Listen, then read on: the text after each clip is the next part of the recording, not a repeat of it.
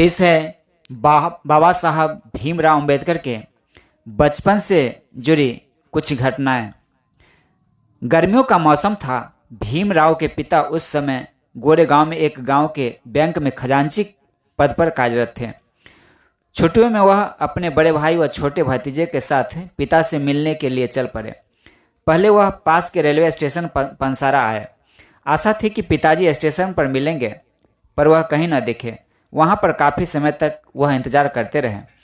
अंततः बड़े भाई ने कहा, बापू तो नहीं आए, अब क्या करना है, हम लोग ही चलें तब। भीमराव सहमत हो गए। उन दिनों पंसारा छोटा सा स्टेशन था, यातायात के साधन नहीं के बराबर थे। बड़े भाई ने स्टेशन मास्टर के सामने अपनी समस्या रखी। देखता हूँ शायद कोई बैलगाड़ी मिल जाए, और स्टेशन मास्टर ने अपना प्रयास कर एक बैलगाड़ी की व्यवस्था कर दी। सबके साथ भीमराव भी बैलगाड़ी पर बैठ गए। बैलगाड़ी गोरेगांव की ओर चल पड़ी। सांझ का अंधेरा धरती पर उतर आ रहा था। रास्ता एकदम सन्नाटा भरा था। बैलगाड़ी मंद गति से आगे बढ़ रही थी। भीमराव गाड़ीवान के पास बैठे थे। गाड़ीवान ने भीमराव से पूछा, गोरेगांव किसके पास जाना है? खजांची साहब रामजी सकपाल के यहाँ। कुछ काम है क्या? नहीं, वह हमारे पिता हैं। गाड़ीवान ने तत्काल गाड़ी रोक दी। हे राम, वह गाड़ी से नीचे उतर गया और बड़बड़ाने लगा, तुम लोगों ने पहले ही क्यों नहीं बताया कि अछूत हो तुम लोग?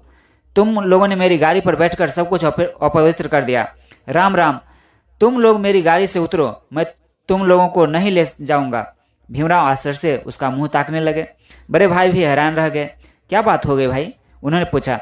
तुम लोग अछूत हो, रामजी सकपाल के बेटे हो। मैं उस अछूत को खूब जानता हूँ। मिलिट्री में जमादार था, साफ सफाई का काम।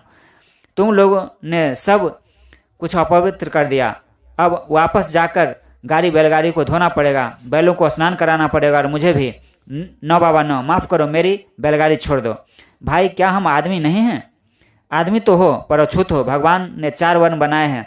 सबसे बड़ा पाप करने वाला आदमी अछूत वंश में जन्म लेता है। इस कारण तुम लोगों का स्पर्श करना भी पाप है। खाली करो मेरी गाड़ी, उतरो। और उसने उन लोगों को आगे ले जाने से स्पष्ट मना कर दिया। दोनों भाई एक दूसरे का मुंह ताकते रह गए। रात हो गई थी। लौटकर स्टेशन वापस जाना संभव न था। बैलगाड़ी वाला उनको उतारकर प्रायश्चित स्वरूप राम जपता हुआ वापस चला गया। बड़े भाई ने ठंडी सांस छोड़कर अपने नन्हे भाई का हाथ पकड़कर कहा, चलो भाई, पैदल ही चलते हैं। और वे पैदल चल पड़े। पहली बार भीमराव को गहरा आघात लगा। उनको महसूस हुआ कि वह अछूत हैं। उच्च वर्ण के लोगों के लिए उनका स्पर्श भी पाप है। भीमराव का दिमाग गनगनाने लगा। क्या वह आदमी नहीं है? स्वर्ण के और उनके शरीर में कौन सा अंतर है? गाड़ीवान का कथन दिमाग में गूंज रहा था। भगवान ने 4 वर्ण बनाए हैं। पाप करने वाला आदमी अछूत वंश में जन्म लेता है, इस कारण उसको छूना भी पाप है। भीमराव ने अपने बड़े भाई आनंद राव की ओर देखा। भाई, क्या हम लोगों ने पाप किए हैं? नहीं तो फिर हम अछूत कैसे हो गए? गाड़ी वाला तो यही कह रहा था। बकवास करता है। भीमराव चुप रह गए। गाड़ीवान ही क्यों, अब तक उनको अनुभव हो गया था कि और लोग भी ऐसा ही व्यवहार करते हैं। विद्यालय में अलग बैठना पड़ता है, पानी अलग खड़े होकर मांगकर पीना पड़ता है, और विद्यार्थियों की तरह वह पानी के घड़े का स्पर्श कर खुद पानी निकाल कर नहीं पी सकते हैं। कक्षा में अलग अलग बोरा बिछाकर बैठना पड़ता है। इन सब का भीमराव के मन पर गहरा प्रभाव पड़ा था। आदमी के बीच की यह दूरी अभी समझ में न आ रही थी। यह दीवार क्यों और किस लिए है? अपने बड़े भाई के साथ हुआ चुपचाप चलते रहे, पर मन में गहरी उथल पुथल थी। रात लगभग 1:30 बज रहे। वह तीनों पैदल चलकर अपने पिता के पास आए। गाड़ीवान के इस व्यवहार से भीमराव को बहुत गहरी चोट लगी। बार बार मन में यही प्रश्न उठ रहा था, वह औरों से कहीं अधिक साफ सुथरा है, पढ़ाई में भी तेज है, फिर क्या बात है? और क्यों उससे इतना परहेज किया जाता है? जाति क्या इंसान से बड़ी है? केवल जाति के कारण परहेज किया जाता है? इंसान का सम्मान जाति के आधार पर क्यों? वह निरंतर उपेक्षा का शिकार क्यों है? जाति इंसान के लिए है अथवा इंसान जाति के लिए है? जाति की बलिवेदी पर आदमी को क्रॉस पर क्यों लटकाया जाता है? इस जहालत भरी जिंदगी की साजिश जिसकी वजह से है, जन्मते ही इंसान के गले में यह कैसा फंदा डाल दिया जाता है। वह कितनी कोशिश क्यों न करे, वह फंदे से निकल ही नहीं सकता। किसने यह फंदा डाला, क्यों डाला? भीमराव के मन में उथल पुथल मचे थे। धर्म पर आकर वह रुक जाता। धर्म क्या है? इंसान इंसान के बीच नफरत फैलाना, भेदभाव की दीवार खड़ी करना। आखिर उससे शूद्र वंश में जन्म लेकर ऐसा कौन सा अपराध या पाप किया है जो उसे पग पग पर उपेक्षा और दुष्कार का सामना करना पड़ रहा है।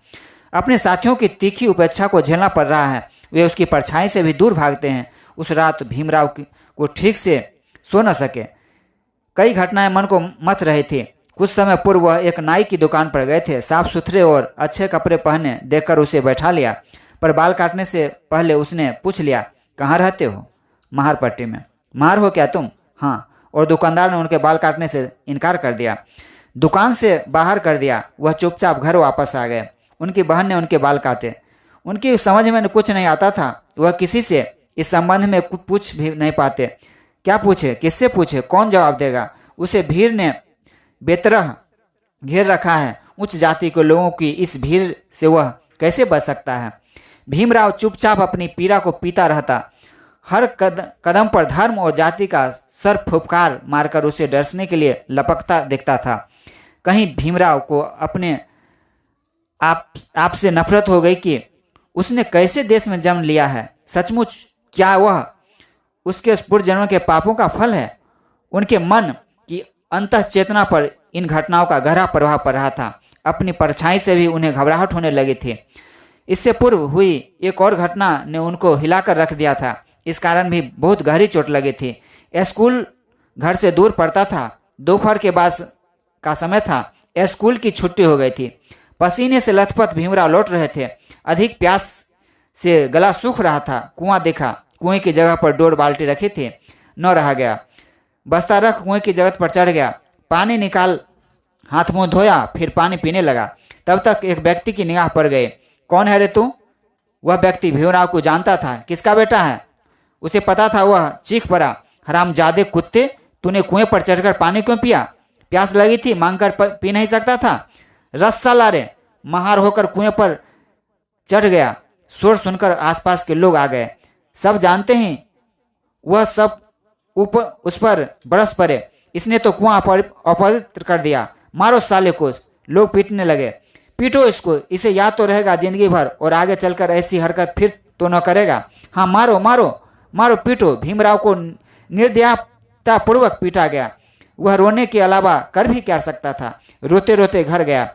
परिवार के सदस्यों को सब बतलाया। सुनकर सब चुप रह गए। कोई कुछ न बोला। बड़े भाई ने धीरे से कहा, ऐसी गलती मत करना, हम लोग कुएं पर नहीं चढ़ सकते हैं। भीमराव अपने भाई की ओर आंखें फाड़कर देखता रह गया। यह सवाल पूछने का साहस न हुआ कि आखिर क्यों। शायद समाज की इस व्यवस्था को स्वीकार करने पर परिवार बाध्य है। आखिर क्यों? और इस आखिर क्यों का कोई जवाब न था। भीमराव विराट अंधकार में भटक रहा था। उसे राह न सूझ रही थी। इंसान इंसान के बीच यह कोई कैसी खाई है? भीमराव का मन घुट रहा था। पिता से भेंट कर वह गोरेगांव से वापस आ गया। स्कूल की छुट्टियां समाप्त हो गई। स्कूल जाना शुरू कर दिया। भीमराव का बड़ा ध्यान लगाकर अध्ययन करते थे। हृदय पर लगातार पड़ने वाले चोटों और समाज के तिरस्कार से उनको अंतर्मुखी बना दिया था।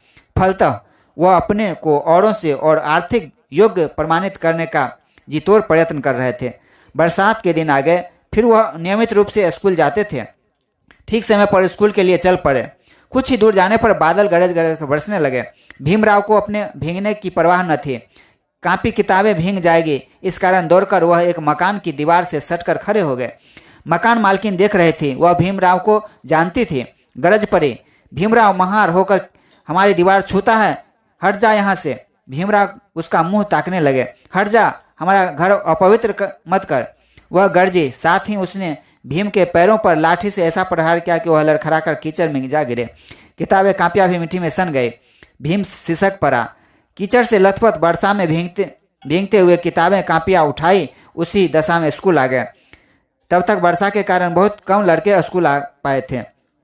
कक्षा अध्यापक पेंडसे को भीमराव की दशा देखकर तरस आ गया। बारिश में नहीं आना था। पेंडसे ने कहा, आखिर फिसल कर गिर गए ना?